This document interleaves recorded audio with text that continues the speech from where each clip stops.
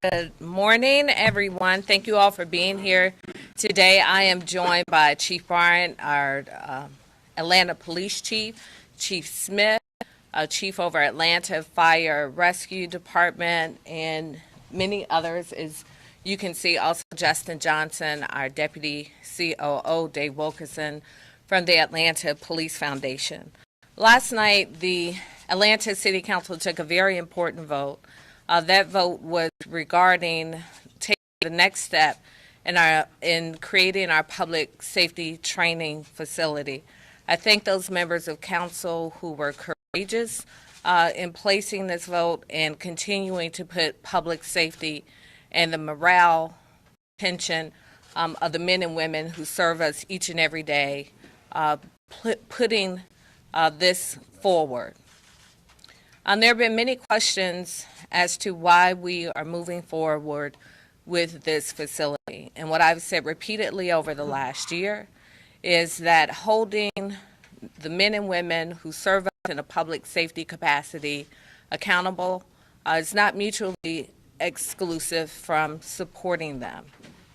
And if you have ever had an opportunity to visit either the police academy or the Atlanta Fire Rescue Training Facility, they are simply deplorable. In fact, it's my understanding that the Atlanta Fire Rescue Training Facility was condemned last year. That's how bad it is. The Atlanta Police Department, there are no lockers for the cadets. The roof is leaking. It has mold. The list goes on. And in fact, Atlanta Public Schools left that building many years ago because it was not in the state that you would want to bring children in and out of each day. And so I just remind people that as we want our officers and the men and women who serve us at Atlanta Fire Rescue to have a good attitude and disposition when they encounter us in our communities, it's important that we live up to that end of the bargain as well. We've talked about 21st century training, 21st century policing. You can't do that in subpar facilities. And I know there have been a lot of sensitivities, understandably so, about the location. This will be located at what's known as the Atlanta Prison Farm. The city of Atlanta has owned this property for over 100 years. We looked at several properties. I even put up several properties for consideration, but they were just not the appropriate fit. We have to be thoughtful about building this facility in a way that is considerate of taxpayer funding. Thankfully, we have some philanthropic support, corporate support that will give us to the tune of $60 million by the time it's all said and done, with another $30 million coming from the city of Atlanta. But again, I can't stress enough, it's not mutually exclusive. In the same way that I have asked for passage of legislation related to this facility, it's the same way I'm continuing to push for the transformation of our city jail, because we know that we cannot police our way out of the challenges that we are having in our city and across our country. We have to address those systemic issues that are leading to the outcomes that we are experiencing on our streets. So I, again, just want to thank the men and women of the Atlanta Police Department, Atlanta Fire Rescue, for the service that they give to us each and every day. We were just in this room a couple of days ago marking the anniversary, the 20th anniversary of 9/11. I mentioned I watched a documentary last week on how the men and women ran into the building. You all know the story. I saw another one last night. That story doesn't change. And the world got an opportunity to witness the sacrifices that these men and women make on behalf of us, but the men and women who are standing in this room today do it each and every day. And people have said we need to abolish the police and defund the police. Well, I don't know how you do that. unless somebody is going to abolish crime. I know that when my house has been broken into, not once but twice, it's the police I call. When our family experienced a tragedy, these men and women who solved the case. When my son had a seizure, it was Atlanta Fire Rescue that showed up. When my son had an asthma attack, it's the paramedics, Atlanta Fire Rescue, that showed up. So this notion that we somehow cannot, or that we somehow can exist in society without public safety is simply ludicrous. But what we do want, and I want the same things you want, is for us to have positive interactions with the men and women who serve us. And I truly believe that the creation of this public safety training facility where we can train with the expectations that people will treat our communities with respect, that they will be given the most up-to-date training, not to serve as warriors in our communities, but to serve as guardians in our communities. So I thank our philanthropic partners, corporate community, the Police Foundation, and especially the men and women of Atlanta Fire Rescue and the Atlanta Police Department, who despite the circumstances and the setting in which they enter each and every day, that they continue to show up and to serve us with integrity. And then just lastly, I know during last night's city council meeting, you could hear protesters in the background from people showing up at people's homes protesting last night. And it's disturbing on many levels. I've had this experience at my home to have people throw taunts at my kids about them being adopted. And my husband said it best. He said, you know, when people do that, sometimes bad things happen to good people. So at the end of the day, we're all human. So if I get bad service at Dunkin' Donuts, I don't show up at your house yelling, berating your family. And thankfully, when it happened at my home, it was tough, but I didn't go outside and drag the woman in my yard like I wanted to do when she began to taunt my children. But you can't always expect that everybody's going to have that same response. So let us have a civil conversation about how we can honor the concerns and address the concerns of the community regarding this urban forest. We're not taking the entire parcel. There are hundreds of acres there. We are using 85 acres. There's still going to be, and it's the beginning of a very long conversation on how we work with the community and make sure that we preserve as much as we can for community use. But I can tell you, for me personally, when you bully me and you try and terrorize me, it's the end of a conversation, not the beginning. And I'm going to assume that is the same way with the men and women on the Atlanta City Council and each and every other person involved in this process. Let us be civil with one another. We can disagree all day long. We had 17 hours of public comment. You express your concerns, you email, you call on the public comment line, but you don't show up at people's houses when their children are home alone, as they were last night, or when they're caring for elderly parents. You're going to lose the conversation at that point, and that is not what we need to move forward as a city. So with that, I will turn it over to Chief Bryant. Thank you, Madam Mayor, for your leadership, City Council for their strength and support, the citizens of Atlanta for their faith in public safety, the men and women of the Atlanta Police Department for their fidelity, the men and women of Atlanta Fire Rescue for their commitment, the men and women of corrections for their steadfastness, and Dave, for your determination.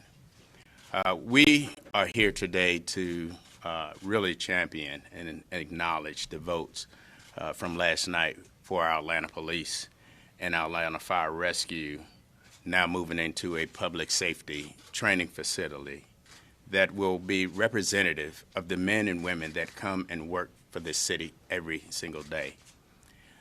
As we embark upon 9/11, 9/11, September 11th, we now can look back on that date and learn from what we garnered during that time and train in that same fashion to protect our city in a much better way.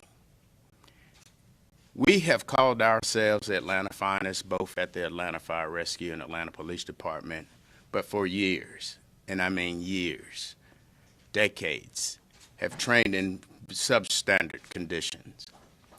This will allow us to move forward, not just for the policing of today, and I know that that question came up. What will this do for today?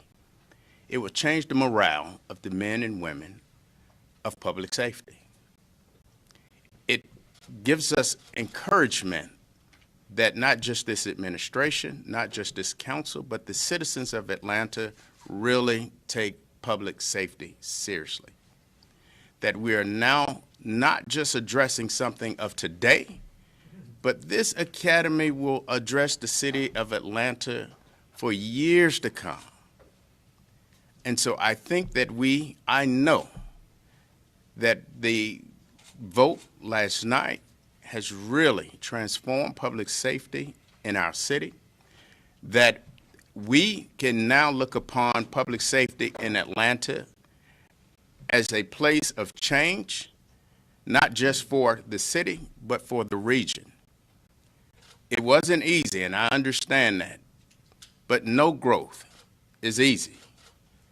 And so I think that what the council did last night really helped move us in a much better space. So with that being said, I want Chief Shearbaum to come and just speak more in depth. He was the project manager as it related to how we got into this space, and he too had a lot of sacrifices and a long nights trying to work this thing out. So thank you, Chief Shearbaum. Thank you, Chief Bryant and the Mayor. As everyone knows, training is the lifeblood of all first responders, be fire, police. The skill set our first responders exhibit and demonstrate to our citizens when they arrive didn't arrive with the uniform, and it certainly didn't arrive with the vehicle that they drove to the call in. It's through training. Training as recruits, training throughout their entire career as firemen and police officers. Training allows us to deliver the services that every citizen expects when they call 911. And this facility ensures that we do not have a gap between that expectation and the services we deliver.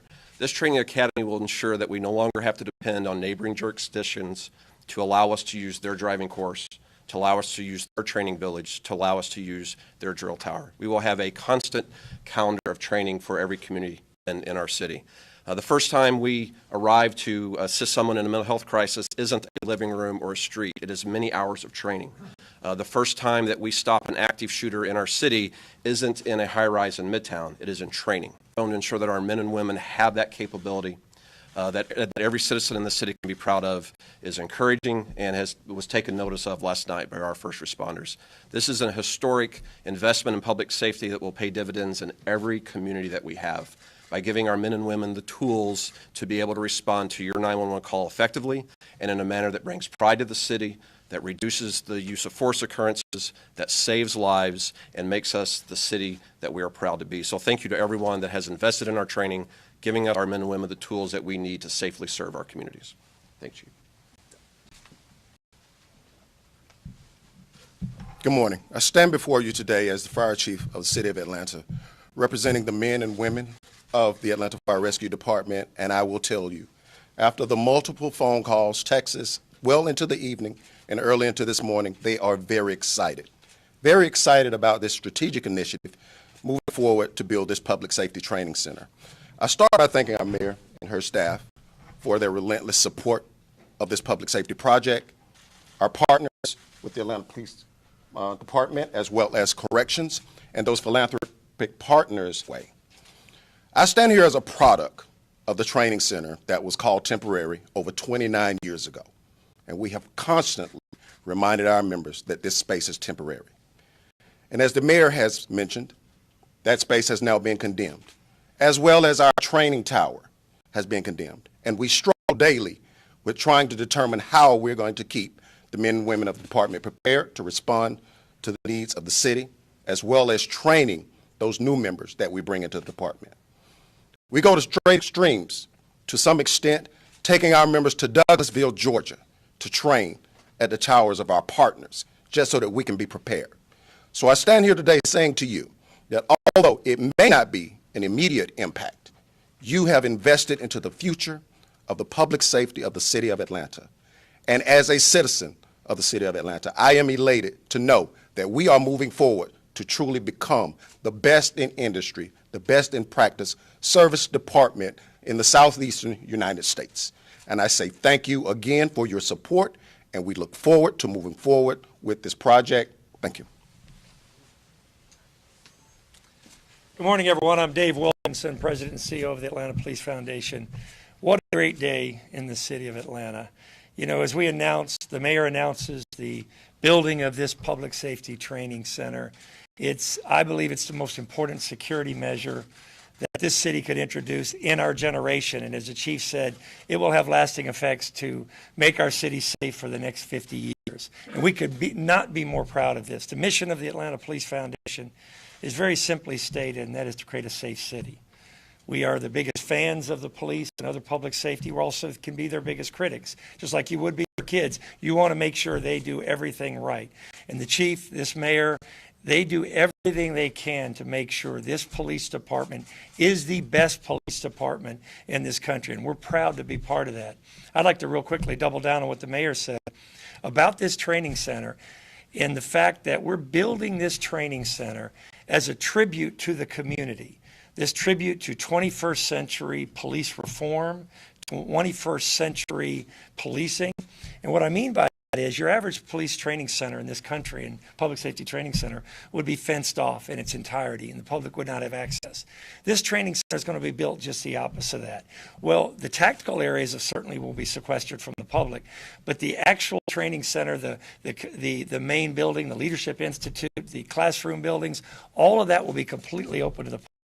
It will be the location where the public can come together with our public safety officials to discuss crime, to discuss public safety, to create public policy for public safety as we go first. Atlanta will have created something no other city in this country has, and that is a training, best in the country training for our police and our firefighters. But it will be dedicated to police reform, dedicated to the public, and open to the public. And then lastly, I would just like to say that, you know, leadership matters, folks, and leadership counts.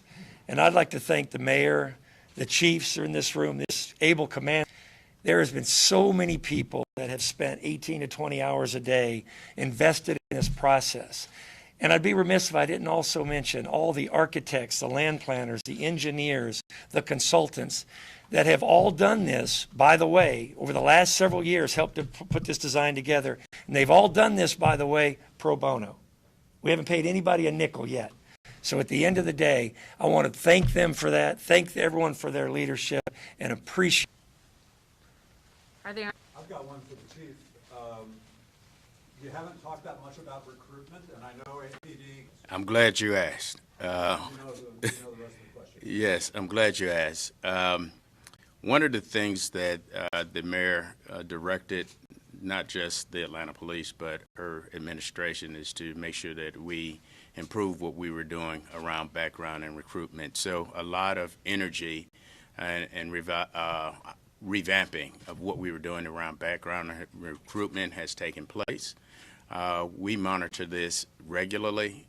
The numbers are really improving, both in our ability to reach applicants as well as just being slightly ahead of what we had anticipated as it related to recruitment. So I know that we are on a positive track in a very contentious field. As you well know, almost every agency in the state is understaffed and is in the recruitment phase, to the point that many are giving bonuses, signing bonuses, a place that many of us have not been. But I'm confident that even with this passing of this academy, that it'll give us the ability to attract even more applicants to our department, because they recognize that the people of Atlanta cares about public safety, and this is we're well supported, and so I'm confident that we'll be well ahead of our mandate set by the mayor. Mayor Bottoms, there's been a lot of criticism about this process generally, including from some members of the city council. What would you say to critics of the way this entire process of approving the lease was handled? And what do you also say to, a number of people in the city today who were very disappointed with this vote and felt like they mobilized but weren't able to have their voice heard by the city council? I've not been a part of any discussions on any major redevelopment in the city where there's not been criticism on the process. We have shared what we know. We convened a group to make recommendations on a location, and it's unfortunate that we didn't have anything else to choose from, quite frankly. You have to have a certain amount of space. You have to have a certain buffer between communities when you're doing a training facility. And again, being thoughtful about taxpayer money. But this is just one part of the process. Remembering we shared this with City Council, I believe, in April. So this is not something that happened overnight. This has been several months in the making. And I know that everybody is not going to be pleased. There are many people who are unhappy about it.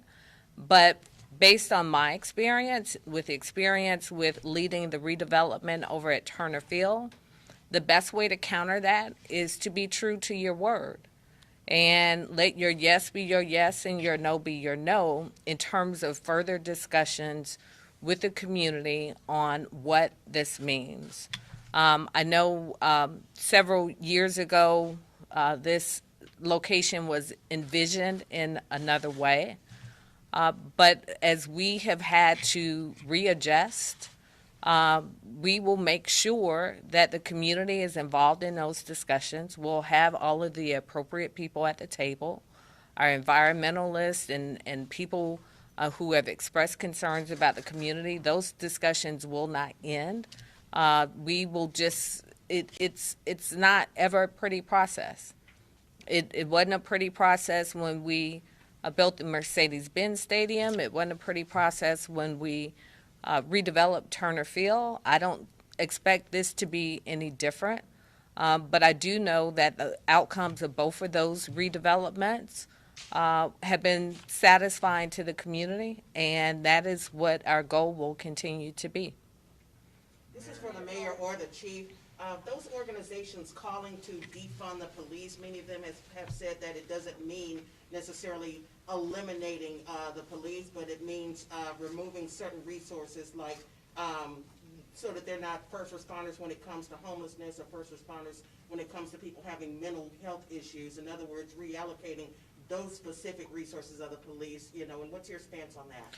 Well, that's why we were considerate about how we allocated our city budget. And if I had my budget book, you would see a budget is this big. A city budget is a complicated process. And unless you are sitting at the table each and every day, a part of the budget process, it's often difficult for you to give simplistic edicts like defund the police. We are very thoughtful in how we with American Rescue Fund funding. As you all know, our advisory council has recommended that we use $70 million towards our violence intervention efforts and some of the other efforts that we've talked about to help address these systemic issues related to crime. It didn't mean that we had to take it out of our police budget, but what we did do, as you all know, is we reallocated money from our corrections budget because we saw that we didn't need as much funding and as much man and woman power in our corrections department. So there's a way to get it done, but for people who've not spent countless hours creating a city budget or examining the city budget and looking at it holistically, it's not as simple as saying take it out of this department and put it there. This question is for you, Mayor Bottoms or Mr. Wilkinson. Why not postpone this until next year when there will be a new mayor and a new city council? Well, when you are running a city, there are things that have to start today that will happen 10 years from now, 5 years from now, 20 years from now. The Beltline was envisioned 20 years ago. The West Side Park was envisioned many years ago. So you have to lay the groundwork. A new mayor will have the opportunity to come in and put their fingerprint on it in the same way I've had the opportunity to do that with other projects that were in the pipeline. But this is something that can't wait, and I'm not going to put that burden on a new mayor. I know what it's like to come in into office and have to carry some weight on some things. So I think I owe it to the next administration to make their load a little lighter. There'll be some things that the next administration will have to carry some weight on for future mayors. So that's what a democracy is about. Mayor, there's been a lot of talk nationwide about bridging the gap between law enforcement and the community. Can you speak to the importance of giving the public access to a portion of this space? Well, Dave spoke to that. We're going to make sure that we preserve as much of the urban forest as we can preserve. Also, keeping in mind, we just cut the ribbon on the largest park in the city of Atlanta just a couple of weeks ago. So we're continuing to be very thoughtful of that.